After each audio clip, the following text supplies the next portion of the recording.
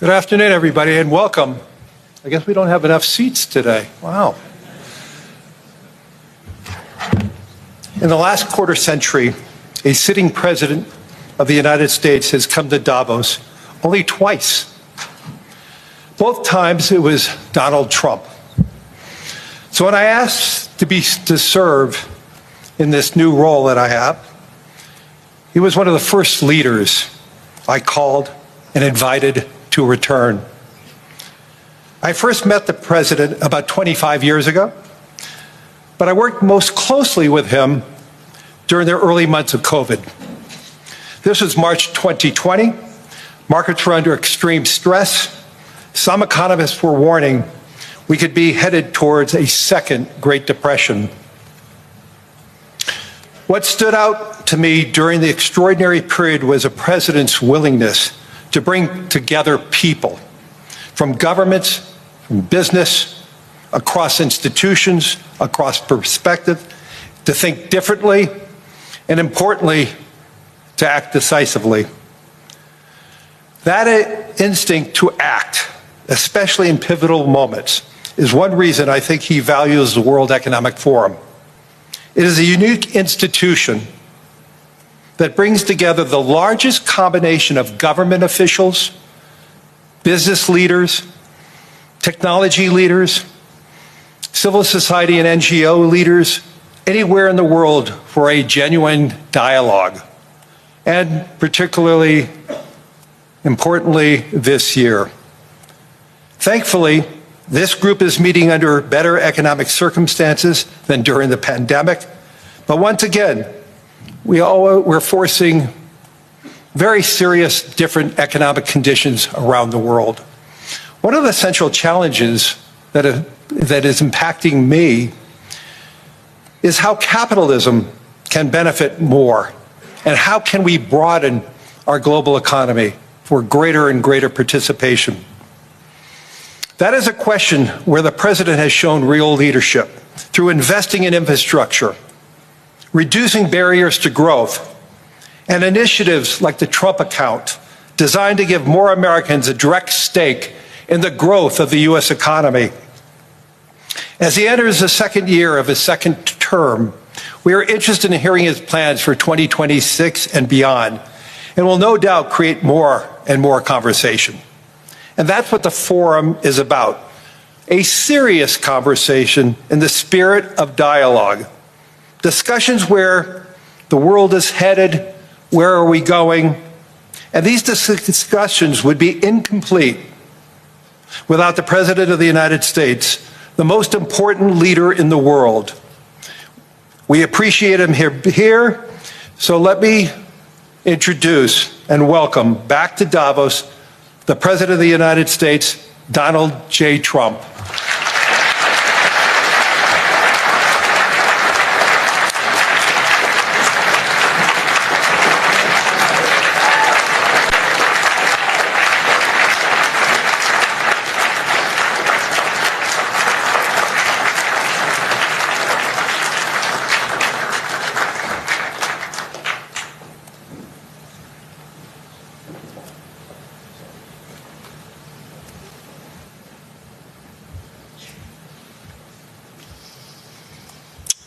Well, thank you very much, Larry. It's great to be back in beautiful Davos, Switzerland, and to address so many respected business leaders, so many friends, few enemies, and all of the distinguished guests. It's a who's who, I will say that.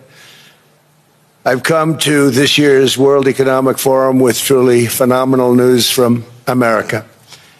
Yesterday marked the one-year anniversary of my inauguration, and today, after 12 months back in the White House, our economy is booming, growth is exploding, productivity is surging, investment is soaring, incomes are rising, inflation has been defeated, our previously open and dangerous border is closed and virtually impenetrable. And the United States is in the midst of the fastest and most dramatic economic turnaround in our country's history.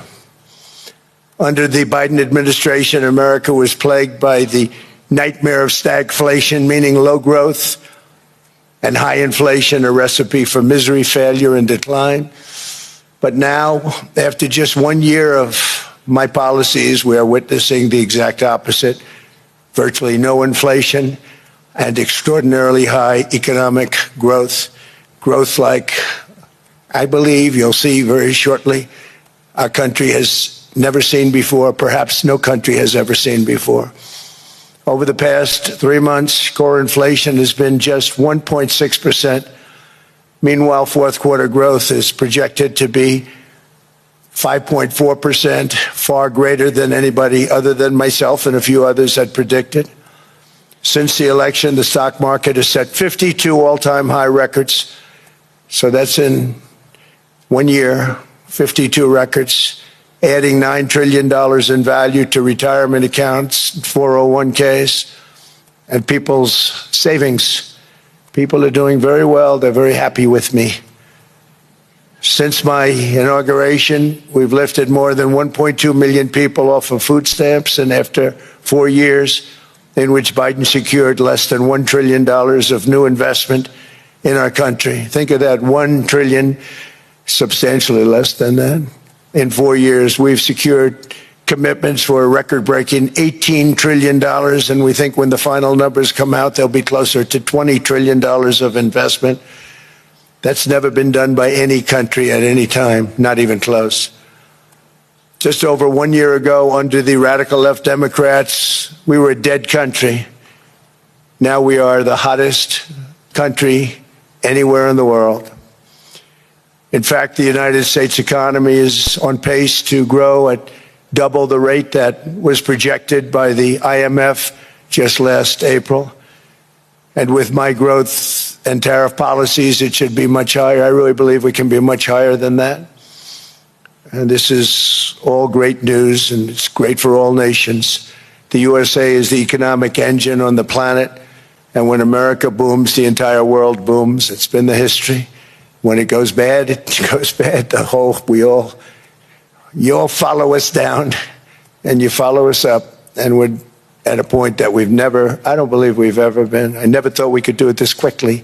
My biggest surprise is I thought it would take more than a year, maybe like a year and 1 month.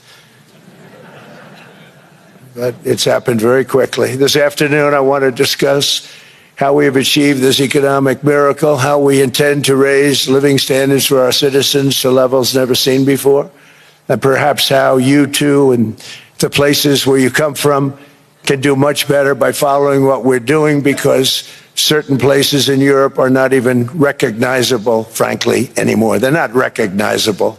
And we can argue about it, but there's no argument. Friends come back from different places. I don't want to insult anybody and say I don't recognize it. And that's not in a positive way. That's in a very negative way. And I love Europe, and I want to see Europe go good. But it's not heading in the right direction. In recent decades, it became conventional wisdom in Washington and European capitals that the only way to grow a modern Western economy was through ever-increasing government spending, unchecked mass migration, and endless foreign imports. The consensus was that so-called dirty jobs and heavy industry should be sent elsewhere, that affordable energy should be replaced by the Green New Scam, and that countries could be propped up by importing new and entirely different populations from faraway lands. This was the path that Sleepy Joe Biden administration and many other Western governments very foolishly followed, turning their backs on everything that makes nations rich and powerful and strong. And there's so much potential in so many nations. The result was record budget and trade deficits and a growing sovereign deficit driven by the largest wave of mass migration in human history. We've never seen anything like it. Quite frankly, many parts of our world are being destroyed before our very eyes, and the leaders don't even understand what's happening. And the ones that do understand aren't doing anything about it. Virtually all of the so-called experts predicted my plans to end this failed model would trigger a global recession and runaway inflation. but we have proven them wrong. It's actually just the opposite. In 1 year, our agenda has produced a transformation like America has not seen in over 100 years. Instead of closing down energy plants, we're opening them up. Instead of building ineffective, money-losing windmills, we're taking them down and not approving any. Instead of empowering bureaucrats, we're firing them, and they're going out and getting jobs in the private sector for 2 and 3 times what they were making in government. So they started off hating me when we fired them, and now they love me. Instead of raising taxes on domestic producers, we're lowering them and raising tariffs on foreign nations to pay for the damage that they've caused. In 12 months, we have removed over 270,000 bureaucrats from the federal payrolls, the largest single-year reduction in government employment since the end of World War II. Nobody thought that was coming, but we had no choice. To make a country great, you can't have all federal jobs. We've cut federal spending by $100 billion and slashed the federal budget deficit by 27% in the single year. It's going to go down quite a bit more from that, driving inflation way down from the record highs of the Biden administration. Every month, they went up and up and up. I promised to cut 10 old regulations for every single new regulation. But instead, I've cut, actually, till this point, 129 regulations for every 1 new regulation approved. So every time they come in with a new regulation, we do at least 10, but so far it's averaging out to 129, if you can believe it. In July, we passed the largest tax cuts in American history, including no tax on tips, no tax on overtime, no tax on Social Security for our great seniors. We also provided 100% expensing. That's the one they like. And bonus depreciation for all new equipment and capital investments to help companies expand and shift production to America. They are so in love with that. They build a plant, they're able to deduct it immediately, the whole thing, rather than waiting 38 to 41 years in the old days. This is a miracle taking place. Nobody thought it would ever be done by any country, but it's done by us. It was what made my first term the most successful 4-year term that we've ever had from a financial standpoint. And now we've upped it. This is a 10-year program, not a 1-year program. But you're allowed to deduct everything in 1 year. It used to be 38 to 41 years. With tariffs, we've radically reduced our ballooning trade deficit, which was the largest in world history. We were losing more than $1 trillion every single year, and it was just wasted. It was going to waste. But in 1 year, I slashed our monthly trade deficit by a staggering 77%, and all of this with no inflation, something everyone said could not be done. There were a couple of brilliant people that actually thought I was doing the right thing. I thought I was doing the right thing.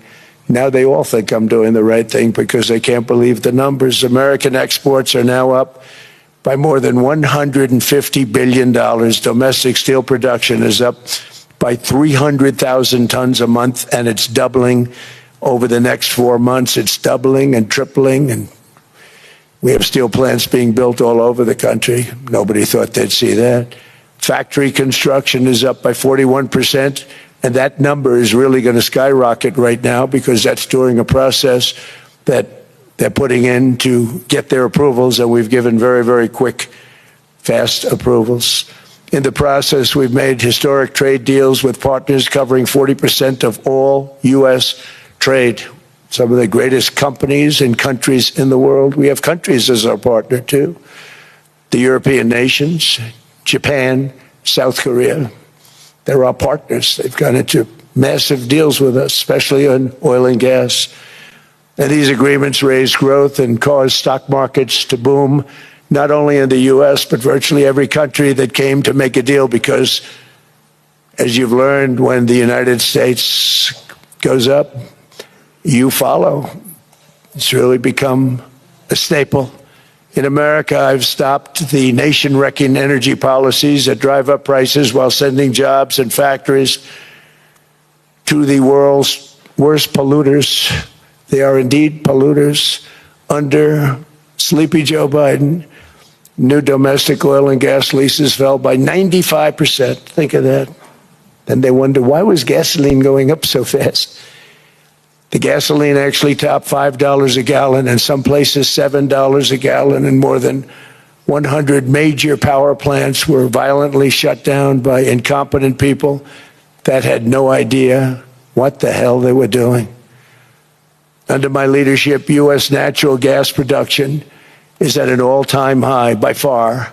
U.S. oil production is up by 730,000 barrels a day, and last week we picked up 50 million barrels from Venezuela alone. Venezuela has been an amazing place for so many years, but then they went bad with their policies. 20 years ago it was a great country, and now it's got problems, but we're helping them. And those 50 million barrels, we're going to be splitting up with them, and they'll be making more money.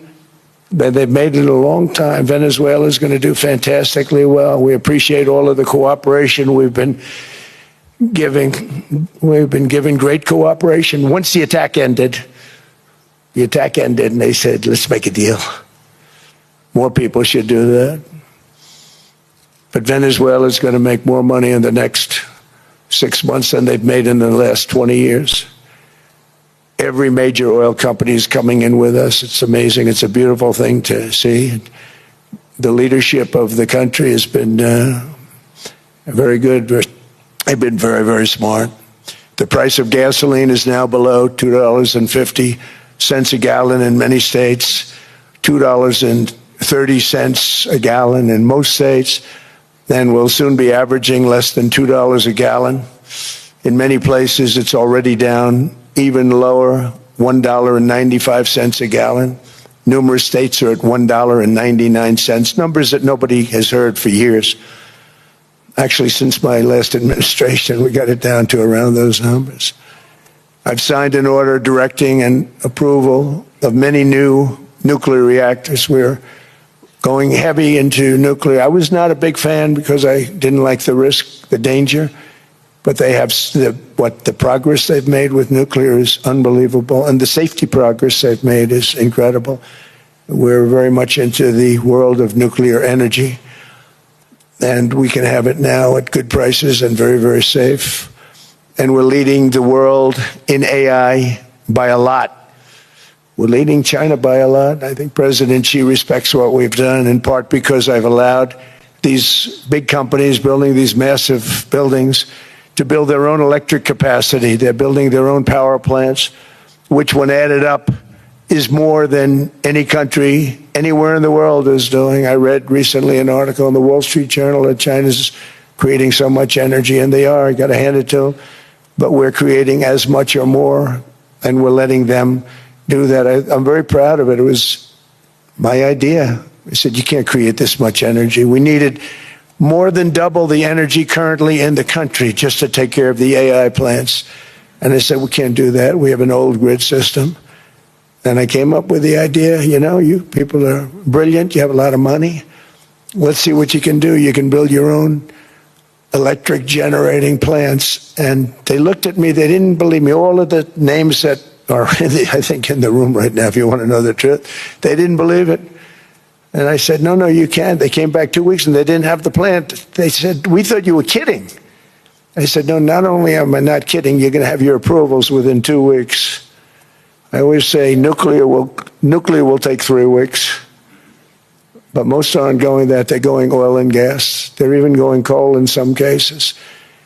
Because of my landslide election victory, the United States avoided the catastrophic energy collapse which befell every European nation that pursued the Green New Scam, perhaps the greatest hoax in history. The Green New Scam, windmills all over the place, destroy your land. Every time that goes around, you lose $1,000. You're supposed to make money with energy, not lose money. Here in Europe, we've seen the fate that the radical left tried to impose on America. They tried very hard. Germany now generates 22% less electricity than it did in 2017. And it's not the current chancellor's fault. He's solving the problem. He's going to do a great job. But what they did before he got there, I guess that's why he got there.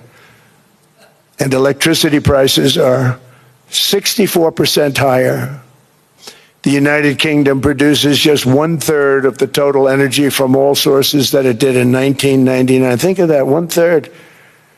And they're sitting on top of the North Sea, one of the greatest reserves anywhere in the world, but they don't use it. And that's one reason why their energy has reached catastrophically low levels with equally high prices. High prices, very low levels. Think of that, 1/3. And you're sitting on top of the North Sea, and they like to say, well, you know, that's depleted. It's not depleted. It's got 500 years. They haven't even found the oil. The North Sea is incredible. They don't let anybody drill. Environmentally, they don't let them drill. They make it impossible for the oil companies to go. They take 92% of the revenues. So the oil companies say, we can't do it. They came to see me. Is there anything you can do? I want Europe to do great. I want UK to do great. They're sitting on one of the greatest energy sources in the world, and they don't use it. In fact, their electricity prices have soared 139%. There are windmills all over Europe. There are windmills all over the place, and they are losers. One thing I've noticed is that the more windmills a country has, the more money that country loses, and the worse that country is doing. China makes almost all of the windmills, and yet I haven't been able to find any wind farms in China. Did you ever think of that? It's a good way of looking at it. They're smart. China is very smart. They make them, they sell them for a fortune. They sell them to the stupid people that buy them, but they don't use them themselves. They put up a couple of big wind farms, but they don't use them. They just put them up to show people what they could look like. They don't spin. They don't do anything. They use a thing called coal, mostly. But China goes with the coal. They go with oil and gas. They're starting to look at nuclear a little bit, and they're doing just fine. They make a fortune selling the windmills, though, and I think really that's one that they wouldn't be surprised if it stopped. They are shocked that it continues to go. They're very friendly with me. They're shocked that people continue to buy those damn things. They killed the birds. They ruin your landscapes. Other than that, I think they're fabulous, by the way. Stupid people buy them. The consequences of such destructive policies have been stark, including lower economic growth, lower standards of living, lower birth rates, more socially disruptive migration, more vulnerability to hostile foreign adversaries, and much, much smaller militaries. The United States cares greatly about the people of Europe. We really do. I mean, look, I am derived from Europe. Scotland and Germany, 100% Scotland, my mother, 100% German, my father. And we believe deeply in the bonds we share with Europe as a civilization. I want to see it do great. That's why issues like energy, trade, immigration, and economic growth must be central concerns to anyone who wants to see a strong and united West, because Europe and those countries have to do their thing. They have to get out of the culture that they've created over the last 10 years. It's horrible what they're doing to themselves. They're destroying themselves. It's beautiful, beautiful places. We want strong allies, not seriously weakened ones. We want Europe to be strong. Ultimately, these are matters of national security, and perhaps no current issue makes the situation more clear than what's currently going on with Greenland. Would you like me to say a few words of Greenland? I was going to leave it out of the speech, but I think I would have been reviewed very negatively. I have tremendous respect for both the people of Greenland and the people of Denmark. Tremendous respect. but every NATO ally has an obligation to be able to defend their own territory. And the fact is, no nation or group of nations is in any position to be able to secure Greenland other than the United States. We're a great power, much greater than people even understand. I think they found that out 2 weeks ago in Venezuela. We saw this in World War II when Denmark fell to Germany after just 6 hours of fighting and was totally unable to defend either itself or Greenland. So the United States was then compelled, we did it, we felt an obligation to do it, to send our own forces to hold the Greenland territory. And hold it we did, at great cost and expense. They didn't have a chance of getting on it, and they tried. Denmark knows that. We literally set up bases on Greenland for Denmark. We fought for Denmark. We weren't fighting for anyone else. We were fighting to save it for Denmark. Big, beautiful piece of ice. It's hard to call it land. It's a big piece of ice. But we saved Greenland and successfully prevented our enemies from gaining a foothold in our hemisphere. So we did it for ourselves also. And then after the war, which we won it big. Without us, right now, you'd all be speaking German and a little Japanese, perhaps. After the war, we gave Greenland back to Denmark. How stupid were we to do that? But we did it. But we gave it back. But how ungrateful are they now? So now our country and the world face much greater risks than it did ever before because of missiles, because of nuclear, because of weapons of warfare that I can't even talk about. 2 weeks ago, they saw weapons that nobody ever heard of. They weren't able to fire one shot at us. They said, what happened? Everything was discombobulated. They said, we've got them in our sights. Press the trigger, and nothing happened. No anti-aircraft missiles went up. There was one that went up about 30 feet and crashed down right next to the people that sent it. They said, what the hell is going on? Those defensive systems were made by Russia and by China. So they're going to go back to the drawing boards, I guess. Greenland is a vast, almost entirely uninhabited and undeveloped territory. It's sitting undefended in a key strategic location between the United States, Russia, and China. That's exactly where it is, right smack in the middle. Wasn't important nearly when we gave it back. You know, when we gave it back, it wasn't the same as it is now. It's not important for any other reason, you know, everyone talks about the minerals. There's so many places. There's no rare earth, no such thing as rare earth. There's rare processing, but there's so much rare earth. And to get to this rare earth, you got to go through hundreds of feet of ice. That's not the reason we need it. We need it for strategic national security and international security. This enormous unsecured island is actually part of North America, on the northern frontier of the Western Hemisphere. That's our territory. It is therefore a core national security interest of the United States of America. And in fact, it's been our policy for hundreds of years to prevent outside threats from entering our hemisphere. And we've done it very successfully. We've never been stronger than we are now. That's why American presidents have sought to purchase Greenland for nearly 2 centuries. You know, for 2 centuries they've been trying to do it. They should have kept it after World War II, but they had a different president. That's all right. People think differently. Much more necessary now than it was at that time, however. In 2019, Denmark said that they would spend over $200 million to strengthen Greenland's defenses. But as you know, they spent less than 1% of that amount. 1%. There's no sign of Denmark there. And I say that with great respect for Denmark, whose people I love, whose leaders are very good. It's the United States alone that can protect this giant mass of land, this giant piece of ice, develop it and improve it and make it so that it's good for Europe and safe for Europe and good for us. And that's the reason I'm seeking immediate negotiations to once again discuss the acquisition of Greenland by the United States, just as we have acquired many other territories throughout our history, as many of the European nations have. They've acquired, there's nothing wrong with it.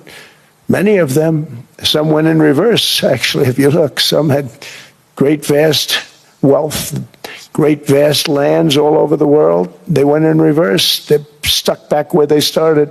That happens too. But some grow. But this would not be a threat to NATO. This would greatly enhance the security of the entire alliance, the NATO alliance. The United States is treated very unfairly by NATO. I want to tell you that. And when you think about it, nobody can dispute it. We give so much and we get so little in return. And I've been a critic of NATO for many years. And yet I've done more to help NATO than any other president by far, than any other person. You wouldn't have NATO if I didn't get involved in my first term. The war with Ukraine is an example. We are thousands of miles away, separated by a giant ocean. It's a war that should have never started, and it wouldn't have started if the 2020 U.S. presidential election weren't rigged. It was a rigged election. Everybody now knows that. They found out. People will soon be prosecuted for what they did. It's probably breaking news, but it should be. It was a rigged election. You can't have rigged elections. You need strong borders, strong elections, and ideally a good press. I always say it. Strong borders, strong elections, free, fair elections, and a fair media. The media is terrible. It's very crooked. It's very biased, terrible. But someday it'll straighten out because it's losing all credibility. Think of it. When I went in a landslide, a giant landslide, won all 7 swing states, won the popular vote, won everything, and I only get negative press. That means that it has no credibility. And if they're going to get credibility, they're going to have to be fair. So you need a fair press. But you also need those other elements. And I inherited a terrible, terrible situation. If you look, the border was open. The inflation was raging. Everything was bad with the United States when I came into office. But I also inherited a mess with Ukraine and Russia, something that would have never happened. And I know Putin very well. He and I would discuss Ukraine. It was the apple of his eye, but he wasn't going to do anything. I said, Vladimir, you're not doing it. He would never have done it. It was terrible what happened. I could see it happening, too. After I left, I could see it happening. Biden had given Ukraine and NATO $350 billion, a staggering sum, $350 billion. I came in, and just like the southern border, just like inflation, just like our economy, I said, wow, this place is in trouble, meaning our country. All of these things were out of control. But the border was out of control. We fixed it with the strongest border anywhere in the world. And I've now been working on this war for 1 year, during which time I settled 8 other wars. India, Pakistan. I settled other wars that were Vladimir Putin called me, Armenia, Azerbaijan. He said, I can't believe you settled that one. They were going on for 35 years. I settled it in 1 day. And President Putin called me. He said, you know, I can't believe I've worked on that war for 10 years trying to settle it. I couldn't do it. I said, do me a favor, focus on settling your war. Don't worry about that one. What does the United States get out of all of this work, all of this money, other than death, destruction, and massive amounts of cash going to people who don't appreciate what we do? They don't appreciate what we do. I'm talking about NATO, I'm talking about Europe. They have to work on Ukraine. We don't. The United States is very far away. We have a big, beautiful ocean separating us. We have nothing to do with it. Until I came along, NATO was only supposed to pay 2% of GDP. But they weren't paying. Most of the countries weren't paying anything. The United States was paying for virtually 100% of NATO. And I got that stopped. I said, that's not fair. But then, more importantly, I got NATO to pay 5%, and now they were paying, and now they are paying. So something nobody said was possible. They said we will never go up higher than 2%. But they went to 5%, and now they're paying the 5. They didn't pay the 2, and now they're paying the 5. And they're stronger for it, and they have an excellent, by the way, Secretary General, who's possibly in the room. Mark, are you here? Yes, he's here. Hello, Mark. We never asked for anything, and we never got anything. We probably won't get anything unless I decide to use excessive strength and force, where we would be, frankly, unstoppable. But I won't do that. Okay? Now everyone's saying, oh, good.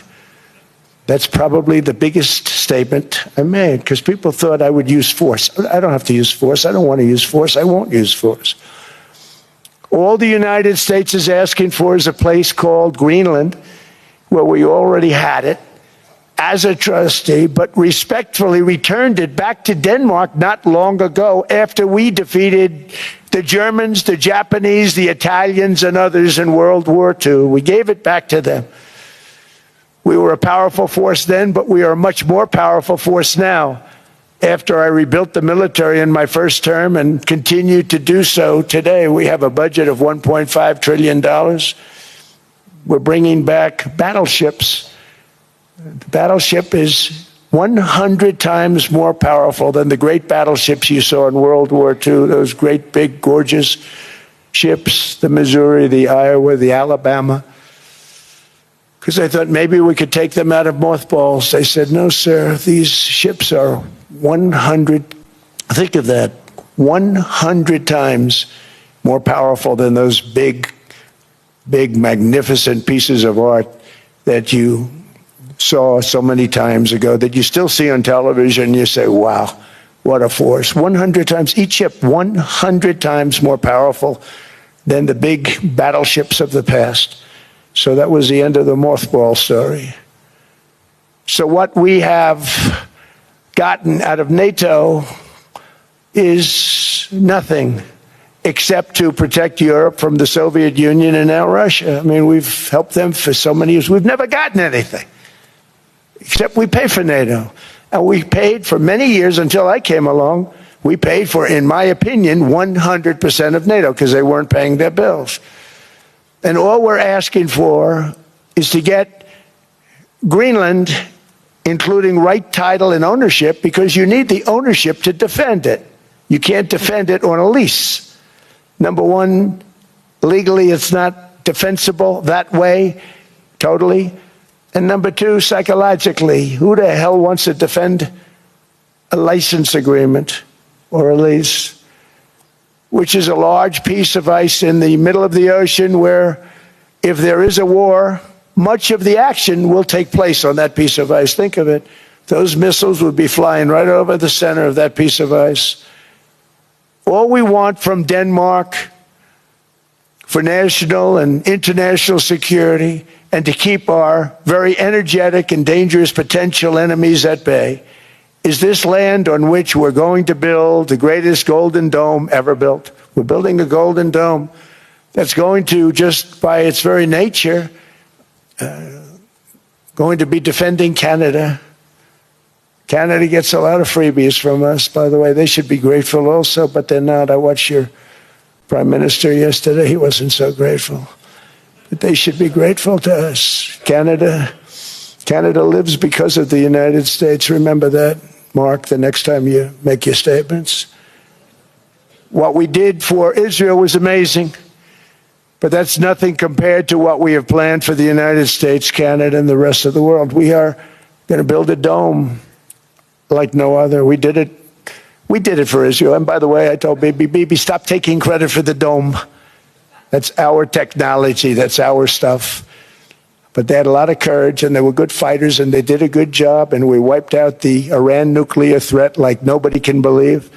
Nobody's ever seen anything like it.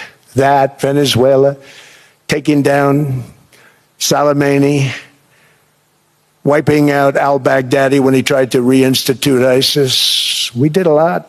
I did a lot of big things. all perfectly executed. Everyone was perfectly executed. Somebody told me that, a military expert told me, "Sir, everything you've done has been perfectly executed." I said, "I know." So other presidents have spent, whether foolishly or not, trillions and trillions of dollars on NATO and gotten absolutely nothing in return. We've never asked for anything. It's always a one-way street. Now they want us to help them with Ukraine. And we say, we're going to. I'm really helping, not even them. I want to see, last week, if you saw, it was 10,000 soldiers, but last month it was 31,000 soldiers died. 31,000. That's this room times, the number of people in this room times 30. Think of it. 30,000 soldiers died in 1 month. The month before it was 27,000. The month before that it was 28,000. The month before that it was 25,000. It's a bloodbath over there. And that's what I want to stop. It doesn't help the United States, but these are souls. These are young people. Look like you, look like some of you right in the front row. They go to war. Their parents are so proud. Oh, there he goes, comes back. 2 weeks later, they get a call, your son's head's been blown off. I want to stop it. It's a horrible war. It's the worst since World War II. They keep going, they'll exceed World War II. The numbers are staggering, how many people they've lost. They don't want to talk about it. Ukraine and Russia lost just tremendous amounts. And I'm dealing with President Putin, and he wants to make a deal, I believe. I'm dealing with President Zelensky, and I think he wants to make a deal. I'm meeting him today. He might be in the audience right now. But they got to get that war stopped because too many people are dying, needlessly dying. Too many souls are being lost. It's the only reason I'm interested in doing it. But in doing it, I'm helping Europe, I'm helping NATO, and I've until the last few days when I told them about Iceland, they loved me. They called me daddy, right, last time. A very smart man said, he's our daddy. He's running it. I was like running it. I went from running it to being a terrible human being. But now what I'm asking for is a piece of ice, cold and poorly located, that can play a vital role in world peace and world protection. It's a very small ask compared to what we have given them for many, many decades. But the problem with NATO is that we'll be there for them 100%. But I'm not sure that they'd be there for us. If we gave them the call, gentlemen, we are being attacked. We're under attack by such and such a nation. I know them all very well. I'm not sure that they'd be there. I know we'd be there for them. I don't know that they'd be there for us. So with all of the money we expend, with all of the blood, sweat, and tears, I don't know that they'd be there for us. They're not there for us on Iceland, that I can tell you. I mean, our stock market took the first dip yesterday because of Iceland. So Iceland's already cost us a lot of money. But that dip is peanuts compared to what it's gone up. And we have an unbelievable future in that stock. That stock market is going to be doubled. We're going to hit 50,000, and that stock market's going to double in a relatively short period of time because of everything that's happening. But this is a good example. After giving NATO and European nations trillions and trillions of dollars in defense, they buy our weapons. We make the greatest weapons in the world, but now we're going to make them faster, much faster. You saw that. I put a cap on the salaries. Then I put no buybacks, no stock buybacks, no various other things that they were doing. I mean, they were making $50 million, but it would take them 3 years to give you a Patriot missile. I said, that's not good. My chauffeur can do a better job than that, and he makes slightly less than 50. They make big salaries. If they're going to make those big salaries, they're going to have to produce a lot faster. The good news is we have the greatest equipment in the world. Now we're going to start making it a lot faster. They're going to build additional plants. And all of the money that goes into stock buybacks is going to go into building plants. We're not allowing stock buybacks by defense companies any longer. They're going to build new plants to make Tomahawks, Patriots. We have the best equipment, F-35s. F-47, the new one just coming out. They say it's the most devastating plane, fighter jet ever. Who knows? They called it 47. If I don't like it, I'm going to take the 47 off it. I wonder why they called it 47. We'll have to think about that. But if I don't like it, I'm going to take that 47 off. But it's supposed to be the stage 6. It's supposed to be the first stage 6 plane, undetectable, like our B-2 bombers were undetectable. They flew right over Iran. They were undetectable. And they did their job, and they got the hell out of there. So we want a piece of ice for world protection, and they won't give it. We've never asked for anything else, and we could have kept that piece of land, and we didn't. So they have a choice. You can say yes, and we will be very appreciative, or you can say no, and we will remember. A strong and secure America means a strong NATO, and that's one reason why I'm working every day to ensure our military is very powerful, our borders are very strong, and above all, our economy is strong, because national security requires economic security and economic prosperity, and we have the greatest that we've ever had. Biden and his allies destroyed our economy and gave us perhaps the worst inflation in American history. They say 48 years, I say forever, but I think 48 years is the equivalent to forever. Whether it's 48 years or ever, it's terrible, costing the typical family $33,000. What they did to this country should never, ever be forgotten. It's early, but he has to be rated as the worst president we've ever had by far. The auto pen did much of the damage. The auto pen, he was the auto pen president, because I don't believe a sane president would have ever signed the kind of things that he signed. But now grocery prices, energy prices, airfares, mortgage rates, rent, and car payments are all coming down, and they're coming down fast. We inherited a mess, but we've done a hell of a job in 12 months. Under my most favored nation policy for drug prices, the cost of prescription drugs is coming down by up to 90%, depending on the way you calculate. You could also say 5, 6, 7, 800%. There are two ways of figuring that.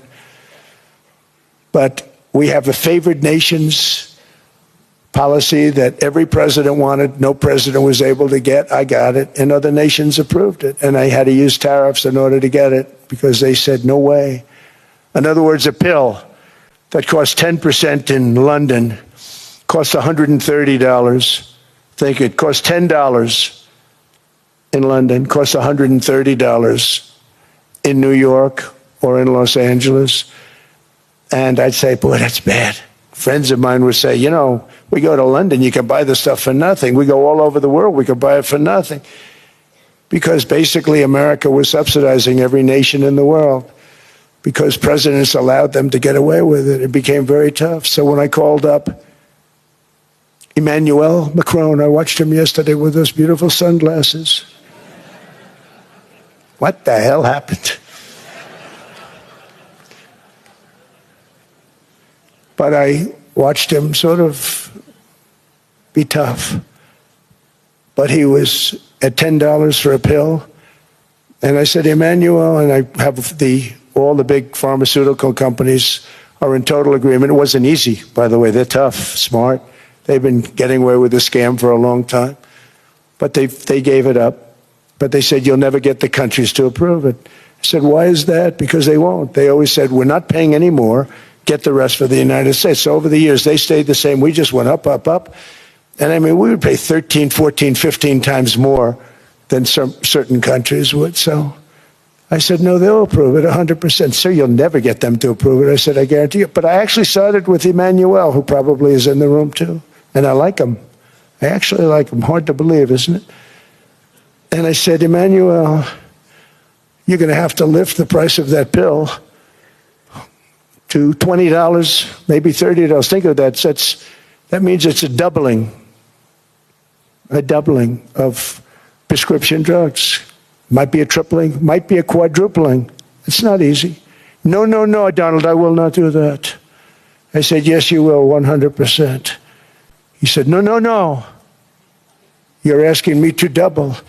I said, Emmanuel, you've been taking advantage of the United States for 30 years with prescription drugs. You really should do it, and you will do it. I have no doubt. In fact, I am 100% sure you're going to. No, no, no, I will not do it. Because yes, in all fairness to him, he has to double or triple. Because the world being a bigger place than the United States, it's not that you meet in the middle. You just have to go up some, and we come down a lot. They go up a little, we come down a lot. So we're at $130, they're at 10. So they may have to go to 20 or 30. No more than that. I said, Emmanuel, you're going to be doubling or tripling? No, no, no. I said, here's the story, Emmanuel. The answer is you're going to do it fast. And if you don't, I'm putting a 25% tariff on everything that you sell into the United States and a 100% tariff on your wines and champagnes. And that's about 10 times more than what I'm requesting. And you're going to do it. I don't want to go public with it, but you may make me do that. No, no, Donald, I will do it. I will do it. It took me, on average, 3 minutes a country, saying the same thing. You will do it. They all said, no, no, no, I will not do it. You're asking me to double the cost of prescription. I said, that's right, because you've been screwing us for 30 years. And they said, we will not do it. I said, that's all right. On Monday morning, we're putting a 25, 30, 50. I gave different numbers for different countries. This is also national security we're talking about. Not fair. We're not going to subsidize the whole world. And every one of those countries have agreed to do it. So one of the biggest things that I've done is the fact that we have now most favored nation. We will pay whatever the lowest price is in the entire world.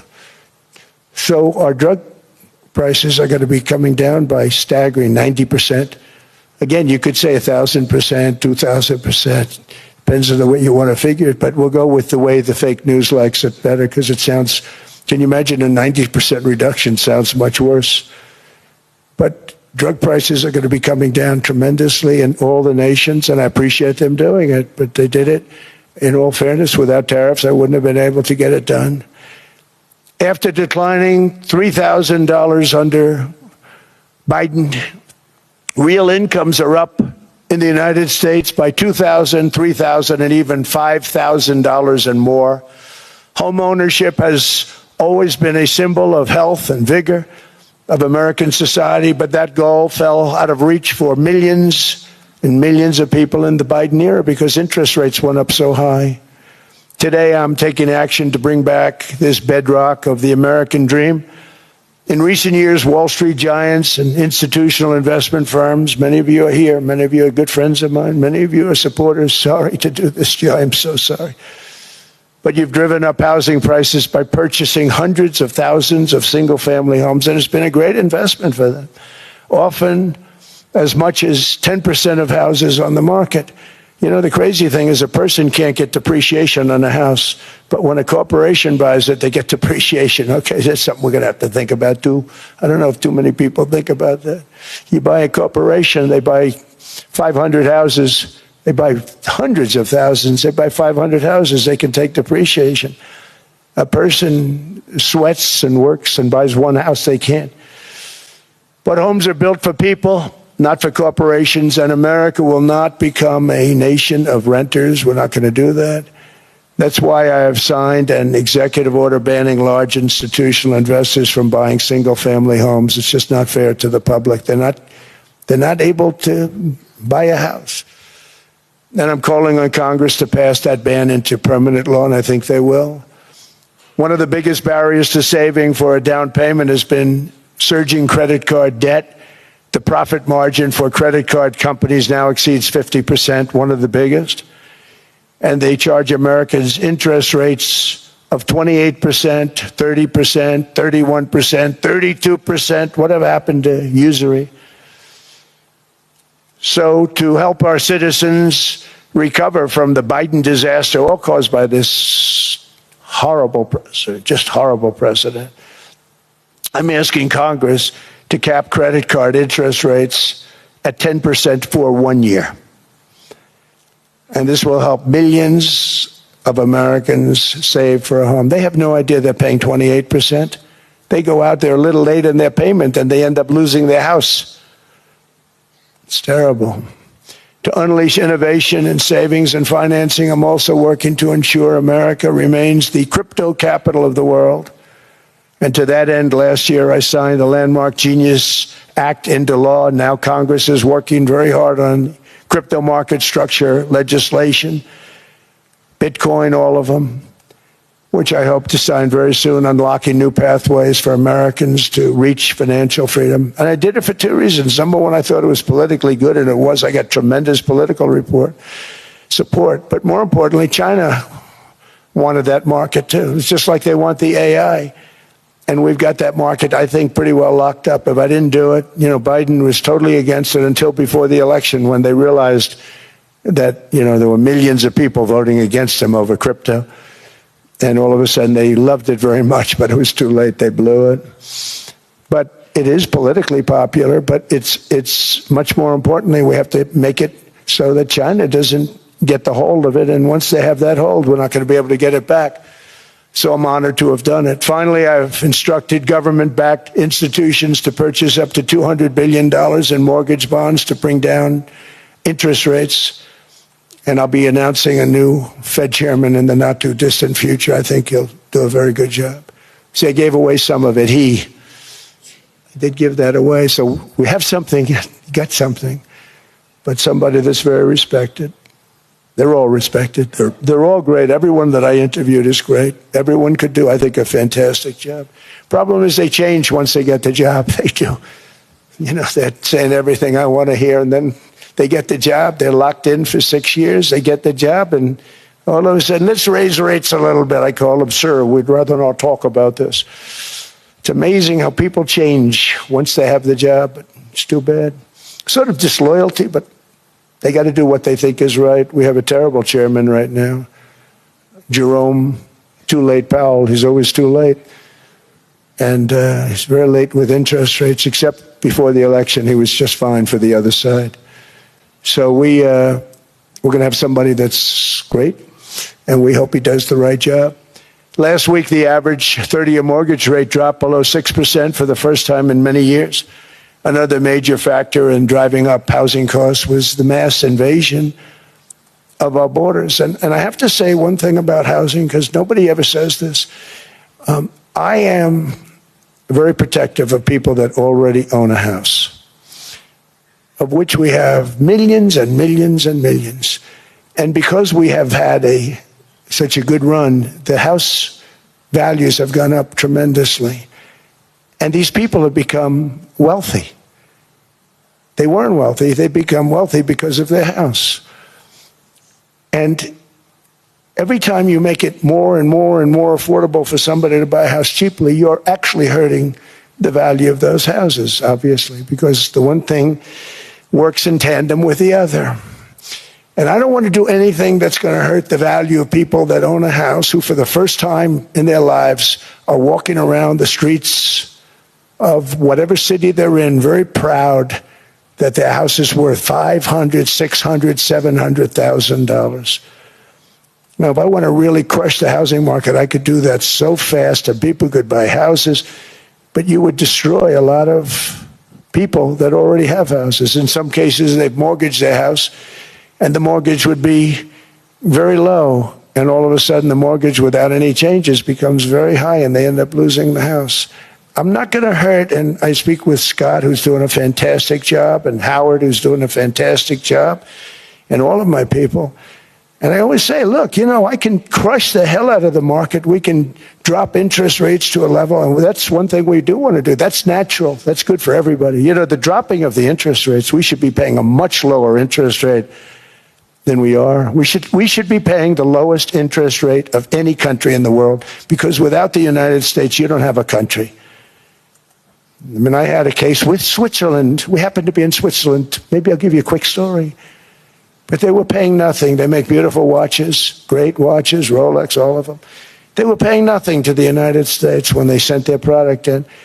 And we had a $41 billion deficit. $41 billion with this beautiful place.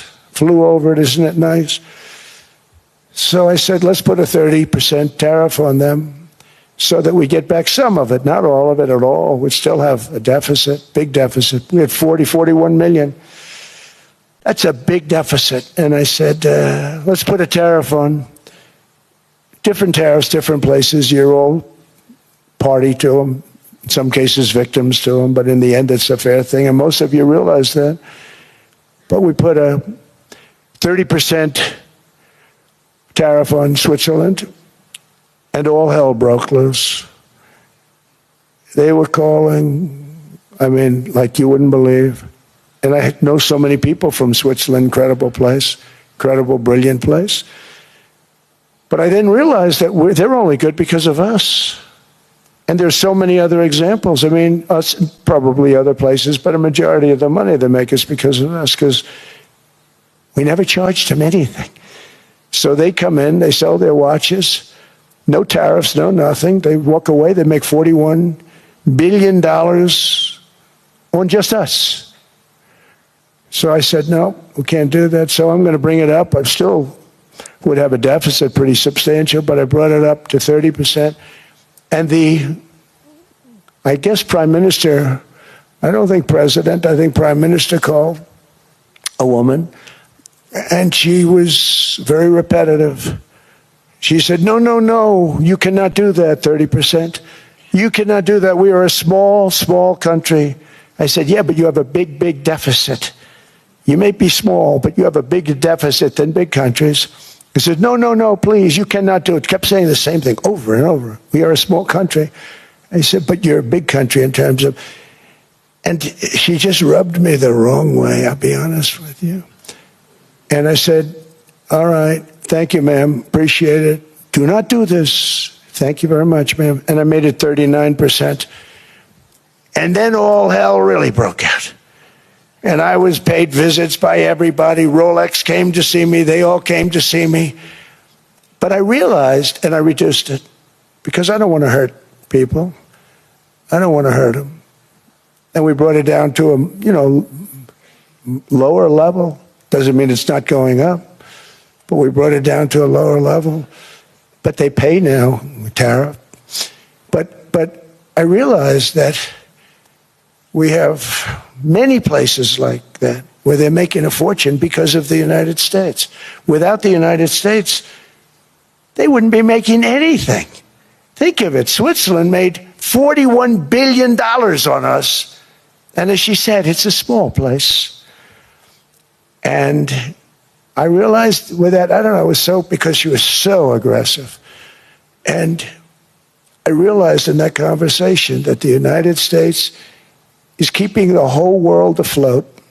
Many places, I could give you 6, 7 places just in the people in this little area. I know every one of them. They're looking down. They don't want to see me. They don't want to stare me in the eyes. But they're taking advantage of, everybody took advantage of the United States. But I've been very fair, and I gave them a tariff, and it was fine. But I realized that without us, it's not Switzerland anymore. Without us, it's not any of the countries that are represented here. And we want to work with the countries. We want to work with them. We're not looking to destroy them. I could have said 39, 40%. I could have said I want a 70% tariff, then we make money with Switzerland. But Switzerland would have been probably destroyed, financially destroyed. I don't want to do that.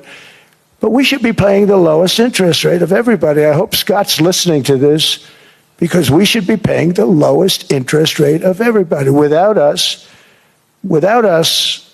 most of the countries don't even work.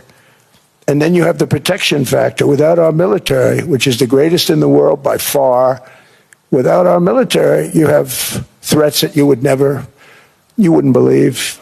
You wouldn't believe. You don't have threats because of us, and that's because of NATO. One other thing, and I have to say it so importantly, in the old days, and I used to say I'm the youngest in the room. Now I'm among the older. I hate to say it. I don't feel old, but I'm among the older. But I remember not long ago, 20, 25 years ago, when good news came out about, let's say, the United States. The United States had a great quarter. The United States had a great month. All the stocks went up. And that's the way it's supposed to be.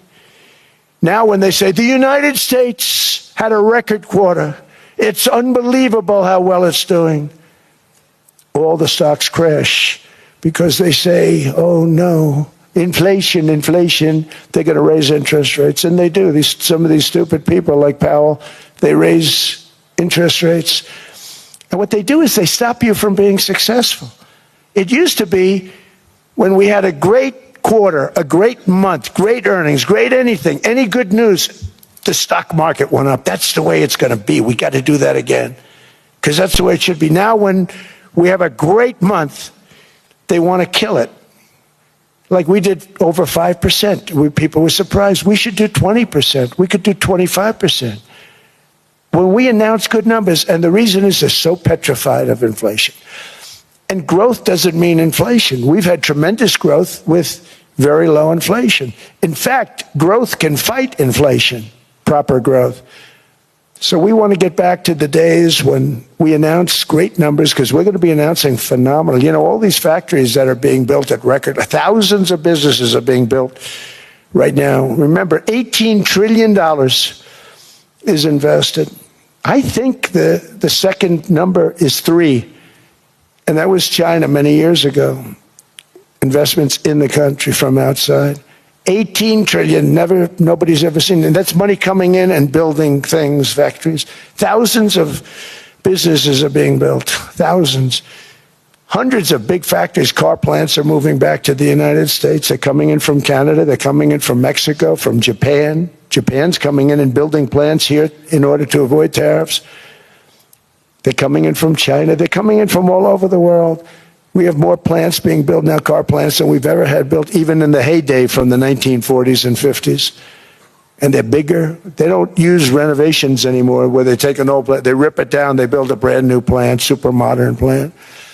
But it's happening at levels that nobody's ever seen. In 2024, the U.S. built less than 2 million new homes, but Biden admitted more than 8 million new migrants. And those days are over. In 2025, for the first time in 50 years, the United States had reverse migration. Boy, that was nice. And these were criminals that were being taken out of our country because they allowed people to come into our country from jails, from gangs, drug dealers, murderers. 11,888 murderers. We've gotten most of them out. And then ICE gets beat up by stupid people from leadership in Minnesota. We actually are helping Minnesota so much, but they don't appreciate it. Most places do. You know, Washington, D.C. is the safest place now in the United States. It was a very dangerous place to walk, and now you can walk with your wife, your kids, right through the middle of the city. Right now, Washington, D.C. is as safe as it gets. It was one of the most unsafe, I had to admit. We sent in the military, the National Guard. Within 2 months, it was great. Within 3 months, it's like a really great place and a safe place and a beautiful place. It's even been cleaned up. The graffiti's gone. The fences are gone. We don't have to worry about fences anymore. All of the places, the grasses are cut and replaced with new grass in many cases. It's all going to happen in the spring. But Washington and D.C. is beautiful again, and it's safe. New restaurants are opening up. They were all closing. Now you can't get into a restaurant. Restaurants in Washington, D.C. are all opening. Memphis also, Memphis, Tennessee, New Orleans, Louisiana. We're there for 3 weeks. We've cut the crime down by 64%. Within another month, we'll have virtually no crime there. We can do that all over. We're going to help the people in California. We want to have no crime. I know Gavin was here. I used to get along so great with Gavin when I was president. Gavin's a good guy. And we're going to, if he needed it, I would do it in a heartbeat. I'd love to see. We did help them a lot in Los Angeles, a lot with the early in my term when they had some problems. But we would love to do it. I will say this, if I were a Democrat governor or whatever, I would call up Trump. I'd say, come on in, make us look good. Because we're cutting crime down to nothing. And we're taking people out, career criminals, who are only going to do bad things, and we're bringing them back to their countries. But where we've done it, it's been amazing. And we have a capacity to do it at much greater levels. We're cutting illegal aliens off welfare and other government benefits, and I have directed that starting immediately, there will be no more payments to sanctuary cities because they are really just sanctuaries for criminals. They're really protecting criminals, and those are the ones we have to get out of the country: murderers, drug dealers, the mentally insane. They emptied their mental institutions into the United States. And despite that, we have the lowest crime numbers that we've ever had in the history of the country. Just came out. But equally importantly, we're cracking down on more than $19 billion in fraud that was stolen by Somalian bandits. Can you believe that Somalia? They turned out to be higher IQ than we thought. I always say these are low IQ people. How did they go into Minnesota and steal all that money? And we have, they're pirates, they're good pirates, right? But we shoot them out of the water just like we shoot the drug boats out. They're not pirating too many boats lately, do you notice? When they go out into those boats, they want to take over $1.5 billion tanker loaded up with oil. And they say, we're going to blow up your boat. They have powerful weapons. You hit the side of the boat, you blow the whole thing up. The insurance companies are petrified. So they say, just give them the boat. We'll give them money instead. And I don't do that. We blow them right the hell out of the water. We see them going out, we blow them out of the water. We don't have any pirates so much anymore. If we do, they won't be there long. We've cut down with the hitting of the boats that are loaded up with drugs, including submarines. Can you believe they actually buy small, they call them mini subs, very fast. They're meant for drugs. We've knocked out 2 of them. The Democrats say they were fishing. You have ruined somebody's fishing weekend, I would say. A submarine is not a fishing boat. You don't fish. But we've knocked down drugs by water, the oceans, the sea, by 97.2%. Think of that. And I actually say, who the hell are the 3%? Because I would not want to be piloting one of those boats. We knocked them down, and now we're going to start on land. We're going to knock it all out. The land is the easy part. What we did on sea is incredible, and that's our great military. The situation in Minnesota reminds us that the West cannot mass import foreign cultures which have failed to ever build a successful society of their own. I mean, we're taking people from Somalia, and Somalia is a failed, it's not a nation. Got no government, got no police, got no military, got no nothing. And then we have this fake congressperson who they just reported is worth $30 million. You believe this?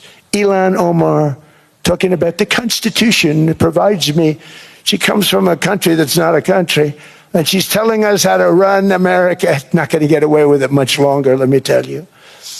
The explosion of prosperity and conclusion and progress that built the West did not come from our tax codes. It ultimately came from our very special culture. This is the precious inheritance that America and Europe have in common. We share it. We share it, but we have to keep it strong. We have to become stronger, more successful, and more prosperous than ever. We have to defend that culture and rediscover the spirit that lifted the West from the depths of the Dark Ages to the pinnacle of human achievement. We live in an incredible, changing period. It's an unbelievable time, but we have to take advantage of the time that we're in. In our hands are technologies that our ancestors could scarcely have. I mean, they couldn't have even dreamt some of the things that we see today. And so rapidly they're produced. I mean, AI, 2 years ago, nobody ever heard of the term, and now everybody's talking about it. And it can have some very good purpose. It could also have some dangerous purpose, and for that we have to watch out. But some tremendous things are happening because of it. And we're leading by so much. We're doing so well. But opportunities that are bigger and grander than ever before in human history are right before us. It is the pioneers in this room. Many of you in this room are true pioneers. You're truly brilliant people. Just your ability to get a ticket is brilliant because you have about 50 people for every seat. I don't know what. That's Larry. Everything Larry touches turns to gold. He made this very successful. But you're in this room, And some of you are the greatest leaders anywhere in the world. You're the greatest brains anywhere in the world. And the future is unlimited, and to a large part because of you. And we have to protect you, and we have to cherish you.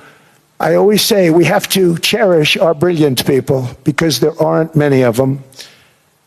So together with confidence, boldness, and persistence, let us lift up our people, grow our economies, defend our shared destiny, and build a future for our citizens that is more ambitious, more exciting, more inspiring, and greater than the world has ever seen.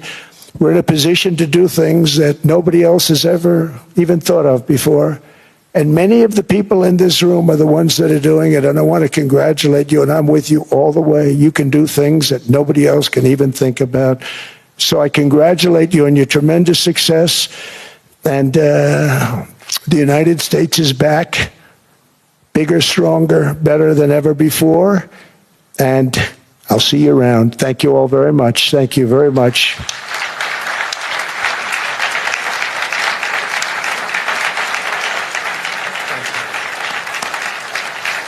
Thank you.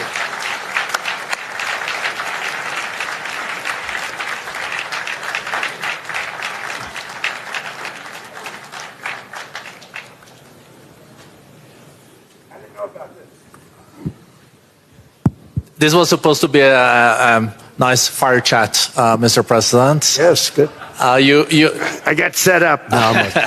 I did know. You made the job for the moderator really easy. Thank you, Mr. President, for your speech. I do have a few follow-up questions, if it's okay. Sure.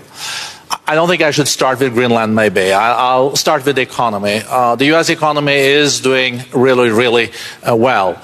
But how to sustain this growth moving forward? Because there's always a recession looming around the corner.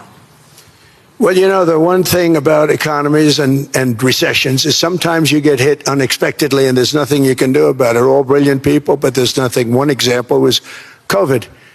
We had an economy going at levels like nobody had ever seen my first 2.5, 3 years.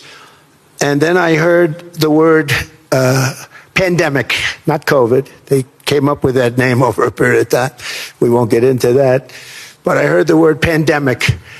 And I had a poll come out that was so strong just prior to that. And I was with the two best pollsters, McLaughlin and Fabrizio. And they said, sir, George Washington and Abraham Lincoln, if they came back and ran as president and vice president, they couldn't beat you. And then what happened is the following day, I was told to stay tuned because there's something really bad happening in China. There are bodies laying all over Wuhan, right around that certain building that we talk about. I always said it came from Wuhan. It did come from Wuhan. And they were body bags. We saw it by satellite. And they said, there are strange things happening in China. And so it began. And we ended up with the COVID, and the whole world suffered. We did a phenomenal job. I don't think we got the credit we deserved. We did something that Operation Warp Speed, which some people say was one of the greatest military feats ever. We did a great job. Used our military, used a lot of people. But sometimes you get hit with things, nothing you can do. You get hit with things like that unexpectedly. And we got through it. And when I left, the stock market was higher than it was previous to the COVID coming up. And I called it a great achievement. But things happen. Bad things happen. The things that we can stop are wars if we're smart. That we can stop. Those are a matter of being intelligent and having intelligent people on the other side. Because wars are the worst of all. Wars are worse than anything. But we can stop wars because that's sort of up to us. But things like dust flying in the air, wherever COVID comes from or whatever comes, sometimes you have to be a little bit lucky. But we are poised to have an economy like no other, not only in this country, but anywhere. And you know, when you hear the kind of numbers that I can tell you that Scott Bessent was with me the other day, and he's looking at numbers. He said, I can't. And that's all he's done his whole life, pretty much your whole life. Scott, you weren't going to be a football player, I don't think. Scott was not that great at football, but he was always good at numbers, right? And he was looking at numbers. He said, I've never seen anything like this. We're poised to do things that no other country has ever done. And, you know, luck, I hate to say it, but we need a little luck. We don't want to get hit by something that nobody could have thought. Whoever thought we were going to hit by a pandemic? You know, when I heard the word pandemic, I said, oh, that's an ancient problem. World War I, they lost 100 million people. It actually ended World War I. A lot of people don't know. The Spanish flu in World War I ended because all the soldiers were sick. The soldiers were so sick on both sides, and that war was raging, and they were all dying from the Spanish flu. They were sick as dogs. They couldn't fight. So, you know, you don't know how that would have turned out. But so we do, I mean, subject to that, and I always have to put a caveat in for it, but we're poised to have the greatest growth of any large country, I think any country that there's been. When you look at what's happening in the United States, it's really amazing. Thank you. One thing that maybe keeps you up at night, I know you don't sleep that much anyway, Mr. President, is the debt. The U.S. debt is high, is now the biggest expenditure on your budget. How to get out of that impasse? Well, the big thing is growth. I mean, growth is the way. If we grow like this, we go from having at $37 trillion. We go from having high debt to low debt. But we also are cutting expenses, you know, the old-fashioned way. We have extraordinary growth. I think we're going to be growing our way out. I think we're going to be paying off debt. We're taking in tremendous money from tariffs fairly. And again, I'm using them judiciously. You know, Switzerland's a case study. I could have gotten much more. I could have asked for much more.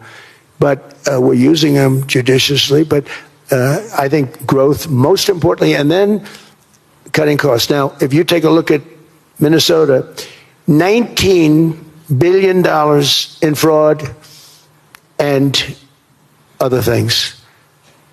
People going to airports, they came into the country, they don't have 10 cents, and they're leaving with hundreds of thousands of cash in their bags.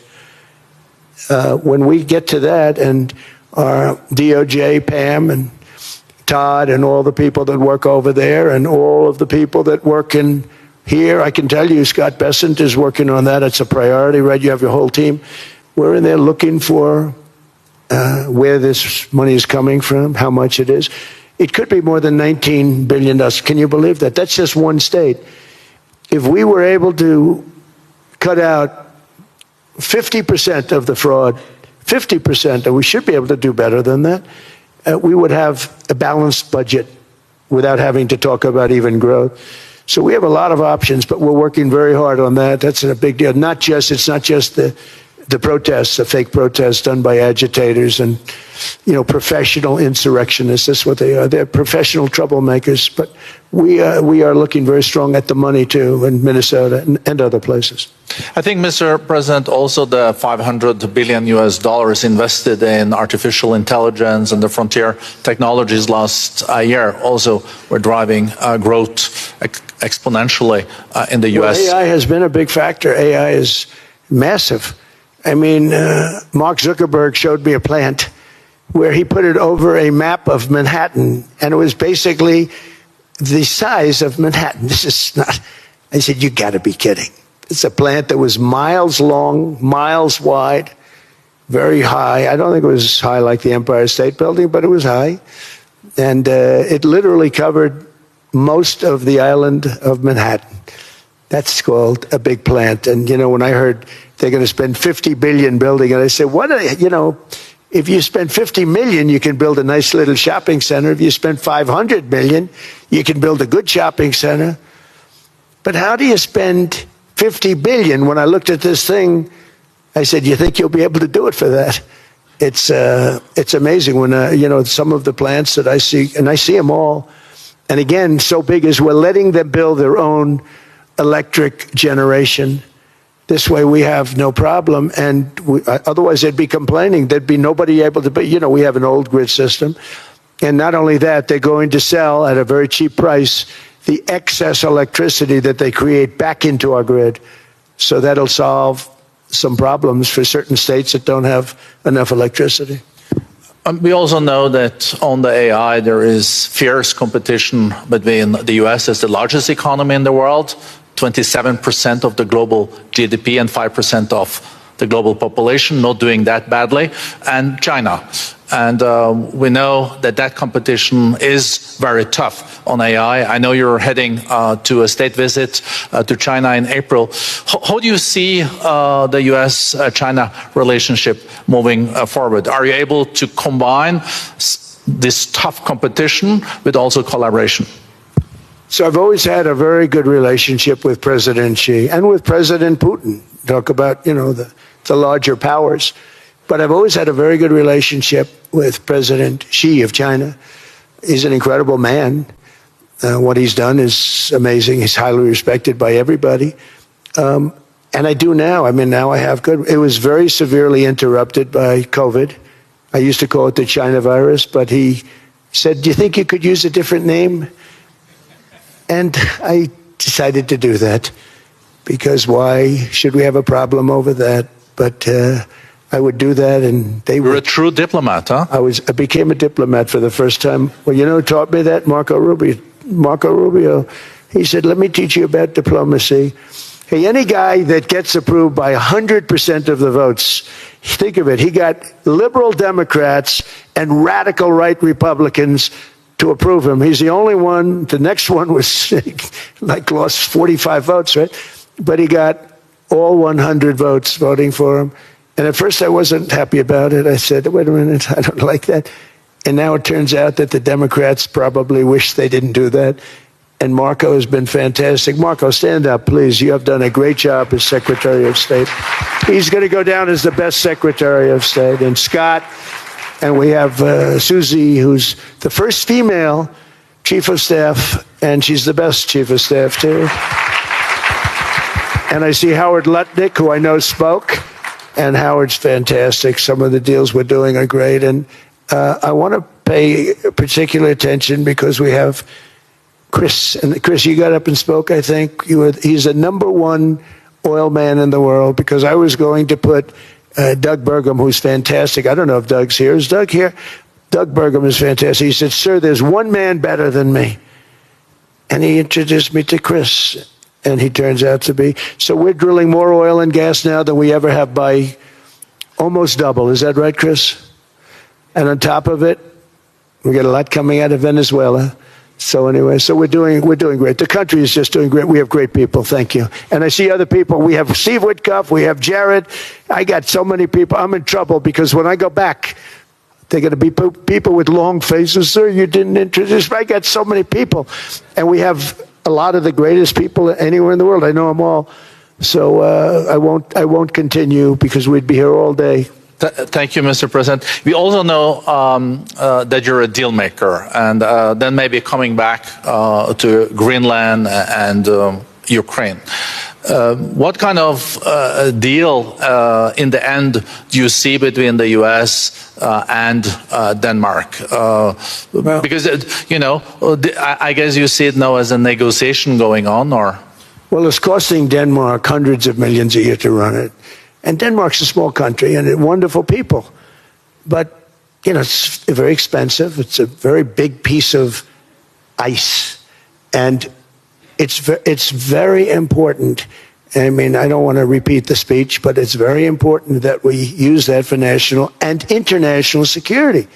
That can create a power that will make it impossible for the bad guys to do anything against the perceived good ones.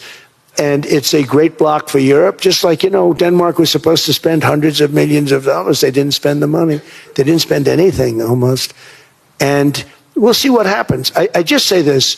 NATO has treated the United States of America very unfairly. We never asked for anything. We never got anything.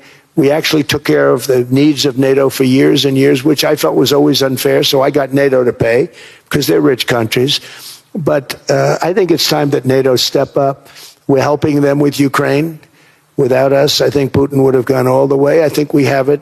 I think that could have been a World War III, if you want to know the truth.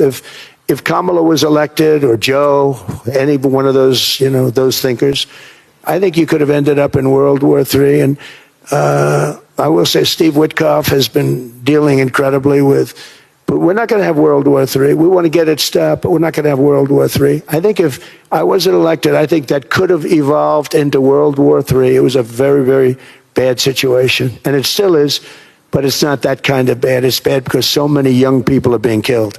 How close do you think there is on an agreement on Ukraine? I had the pleasure of speaking with Steve Witkoff and Jared Kushner yesterday. I know they're working hard on it. I know that they're also traveling now. Do you see this very close or still? Well, I hate to say it. I thought that was going to be so. I settled 8 wars plus. And I thought that was going to be one of my easier ones. Not the easiest. Some I settled in a matter of hours because I'm good at that stuff. You know, the United Nations should be doing this. I shouldn't be doing it, but it doesn't matter. It's got to get done, saving a lot of lives. We're saving millions of lives. With Ukraine, Russia, there's tremendous hatred between President Zelensky and President Putin. That's not good. That's not good for settlements. We know from dealing. There's abnormal hatred. With that being said, I think Russia wants to make a deal. I think Ukraine wants to make a deal. And we're going to try getting a deal done. We're getting, I think, Steve, I think I can say that we're reasonably close. But what happens is oftentimes we'll have a deal with Russia. Russia's set, and President Zelensky will not do it. You saw that when he was in the Oval Office. I was not happy. And then we'll have President Zelensky wants to make a deal, and Putin doesn't want to make the deal. It's a very difficult balance, and it's big time, and it is, you know, to use a word, it's a bloodbath. It's horrible what's happening. It's a drone war. The drones are killing, you know, thousands of people a week, thousands. We have to get it stopped. So I believe they're at a point now. I'm going to meet with President Zelensky later today. I believe they're at a point now where they can come together and get a deal done. And if they don't, they're stupid. That goes for both of them. And I know they're not stupid. But if they don't get this done, they are stupid. So I don't want to insult anyone, but you got to get this deal done. Too many people are dying. It's not worth it. President Sisi is sitting on the first row here. He spoke earlier today and also complimented you on the Gaza deal. I think there will be a signing tomorrow. Of course, there are different views on this, but how important do you think this signing is on the Board of Peace? And do you think this is going to sustain? Do you think we now will see Gaza reconstructed and the billions of US dollars invested? I do. I mean, I think we have peace in the Middle East.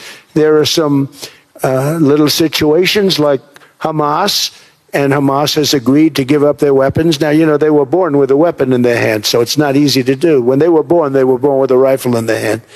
It's not an easy thing for them, but that's what they agreed to. They've got to do it. And we're going to know, Jared, over the next 2 or 3 days, certainly over the next 3 weeks, whether or not they're going to do it. If they don't do it, they'll be blown away very quickly. They'll be blown away. You know, we have 59 countries that are part of that whole peace deal. And some of those countries aren't even they're near the Middle East, but they're not in the Middle East traditionally. And they want to come in and take out Hamas. They want to come in. They want to do whatever they can. There's a problem with Hezbollah in Lebanon, and we'll see what happens there. But that's a problem. But there are these little flames, but there's peace in the Middle East. Now, had we not gone in and knocked out with those big, beautiful, we just ordered 25 brand new ones, the latest and the greatest, the B-2 bomber. Think of them, they went in there at 2 o'clock in the morning with no moon, no light, no nothing, and every single one of those massive bombs hit its target, 100,000-pound bombs hit its target, every one of them. And then on top of it, from a submarine 300 miles away, we hit the sites with tomahawks, which is an unbelievable weapon. So, you know, we did our job. If we didn't do that, you would have never had peace in the Middle East. And the countries like Saudi Arabia, UAE, and Qatar could never have, and others could never have signed anything because you would have had this dark cloud, and the dark cloud was Iran with nuclear. Iran would, if we didn't take them out, they would have had a nuclear weapon within 2 months. They were very close to having the nuclear weapon, and we hit them hard. And it was a total obliteration. If they may try again, but they're going to have to try from a different area because that area was obliterated. Incredible thing we did. And because we did that, we were able to make peace. If we didn't do that, I would say, Jared and Steve, if we didn't do that, there was no chance of making peace, because the countries I just named and other countries could have never signed off. They were afraid. They were afraid. We had a bully. The bully was Iran, the bully of the Middle East. They used to call it for years. They were the bully of the Middle East. They're not the bully of the Middle East anymore. Mr. President, I know you even had to change plane last night, so I guess you didn't have much sleep, but I think but your energy is still there. I know you have several bilateral meetings. I know you're also hosting a reception. So thank you so much for coming back to Davos. Thank you so much. It's highly appreciated. Well, thank you very much. Thank you, everybody, very much. Thank you. Thank you.